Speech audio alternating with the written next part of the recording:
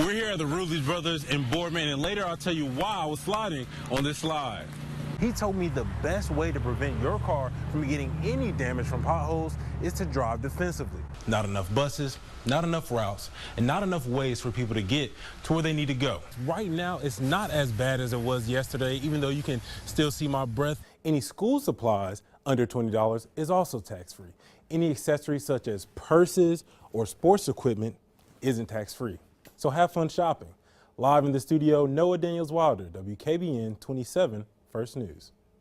This map behind me shows the outline of the Underground Railroad in Ohio. Each red line showing the route and each dot showing where they could go.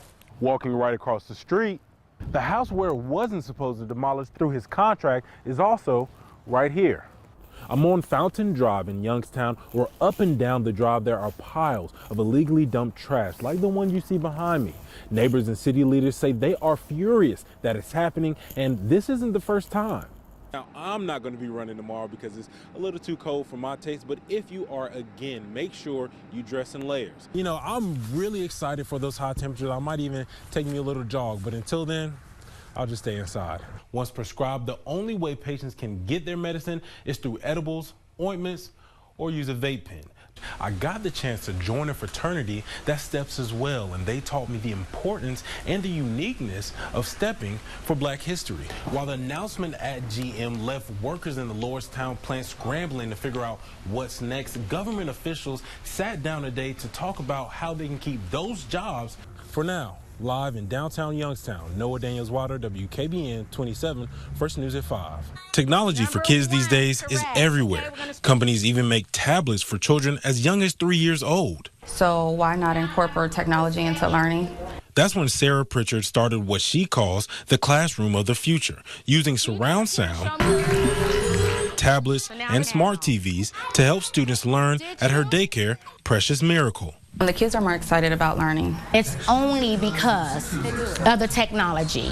Mastering their colors. All the colors is on the left side. Numbers. What comes after 5? 6. And writing their names, all while gaining satisfaction. I did it. Yes, good job.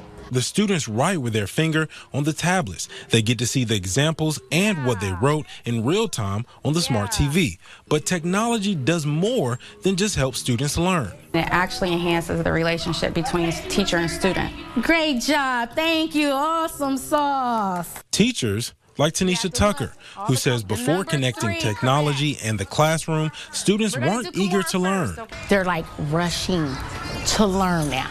Helping parents like Tabitha Curtis see more in their own child. He's a lot smarter than what I thought he would be because of it. Curtis has a son at the daycare. He's been using the technology for 2 weeks. He can visually see more here than he can anywhere else. They're not struggling, you know, because they actually get to see it visually on a big screen. That's the part, it's the interacting. They like to do the active learning. Learning in a new way. And across. One tablet at a time. In Boardman, Noah Daniels Wilder, WKBN 27, First News. America Negron awoke to a nightmare on December 9th. By the time I woke up, everything already was going on. Flames were burning throughout the first floor of her house. I hear my kids is screaming, "Mommy, mommy, mommy." She says her motherly instincts kicked in. I remember running around, trying to run downstairs. But the fire was already too much. Then 2 of the 5 screams stopped. So I realized 2 of my babies was already gone. All I'm thinking in my head is I already lost 2. I need to save these 3. She thought jumping out of her second-story window was her only chance to save them. If I don't jump on the window, I can't find my phone. Everything is pitch black. I can barely breathe. Nobody's going to find us. Negron says she knocked on several neighbors' doors looking for help. Call 911. Call 911. Firefighters came as fast as they could, getting her children out of the house. I remember Buddy trying to grab him and they didn't let me touch him. They didn't let me hold him. They didn't let me see them. Medics took Negron to the hospital, then to Cleveland, where she was in a coma. I had just talked to my kids on video chat. That's Charles Gunn. He lived in Florida when everything happened, but he's father to 4 of the children. I really didn't have no reaction because I didn't want to believe it was true. When Negron woke up from her coma a few days later, she learned all of her children were gone. I feel like it's nothing worse than living this hell, living without my babies. Change. I'm not the person that I was before. Denial. I mean, even though I go to my kids' gravesite, I still don't believe it down there. Two parents fighting unimaginable feelings. If I was to take my life, my kids are in heaven, I'm going to hell. Nobody knows the fear, the frustration to hear your babies in the background, the frustration that you can't save them, the frustration of what you do. Both Negron and Gunn are finding some strength from church. She's in school looking to graduate and become a nurse this spring. In Youngstown, Noah Daniels Wilder, WKBN 27, First News. A million of questions. Safety concerns. What are we trying to accomplish? Swirling around $1 million plan to upgrade the central business district in Youngstown. The people that were actually missing from the whole process was the actual city of Youngstown. I've been hearing a lot of talk about it in the Valley. That's Lynn Belisle.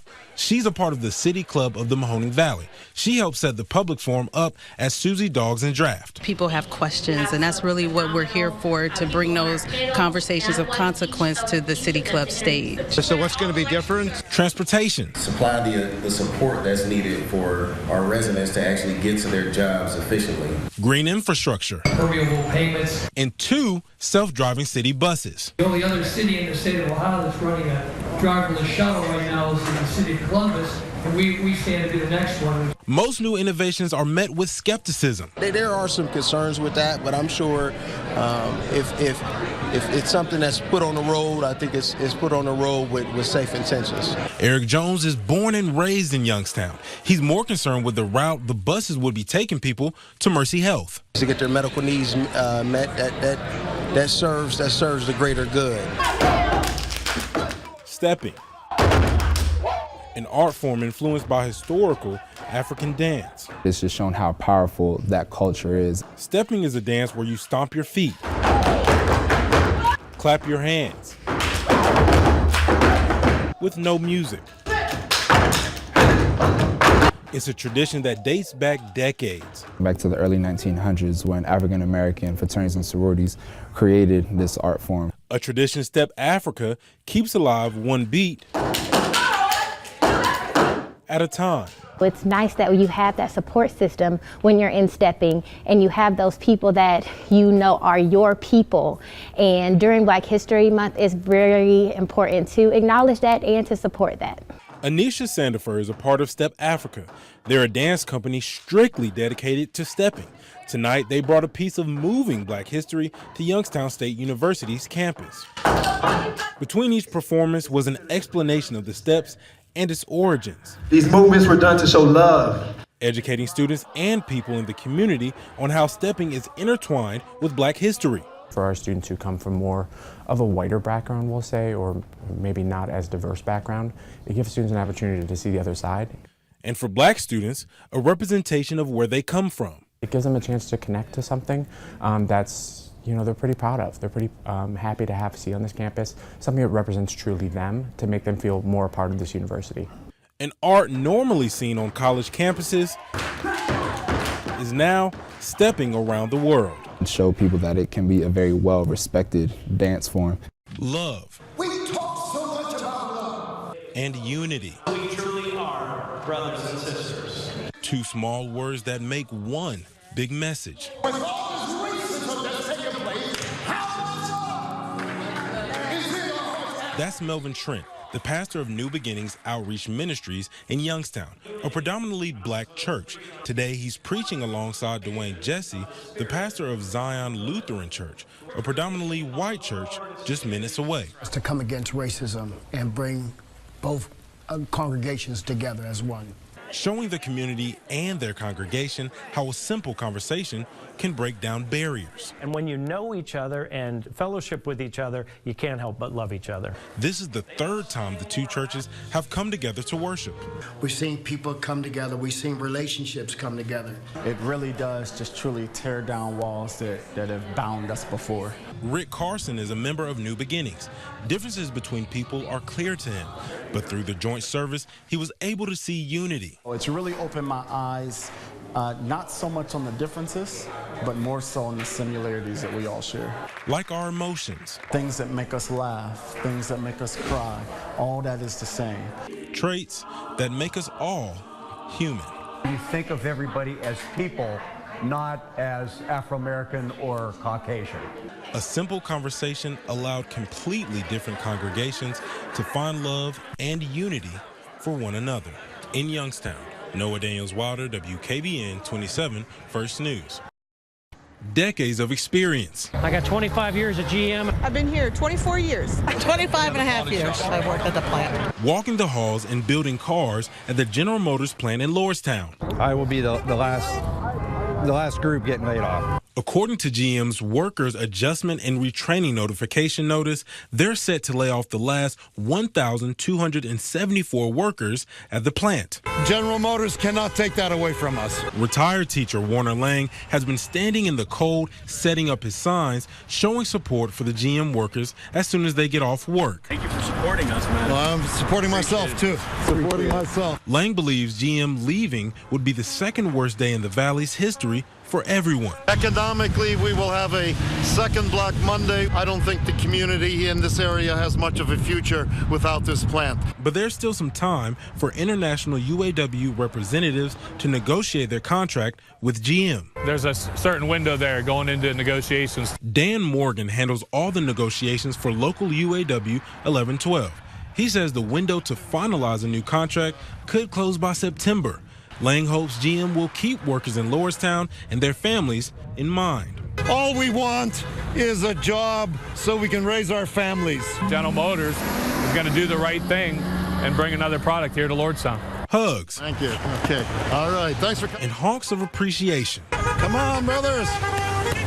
Is what keeps Lang coming back Monday through Friday. You're trying to exclude a certain population, and we're not going to stand for it. Holding his ground, Chris Maruka defends his daughter who has a disability. This is nothing but an ordinance to try to exclude a certain population. Sam Moffitt of Poland Village Council proposed a law that wouldn't allow group homes to be within 500 feet of each other. We don't want a group home after group home after group home opening up in the community. Moffitt started the idea because of the 2 group homes in Poland that house people with disabilities. I'm trying to understand why it is that I would not want a disabled person to live next to another disabled person so that they can have the same sense of community that we all have.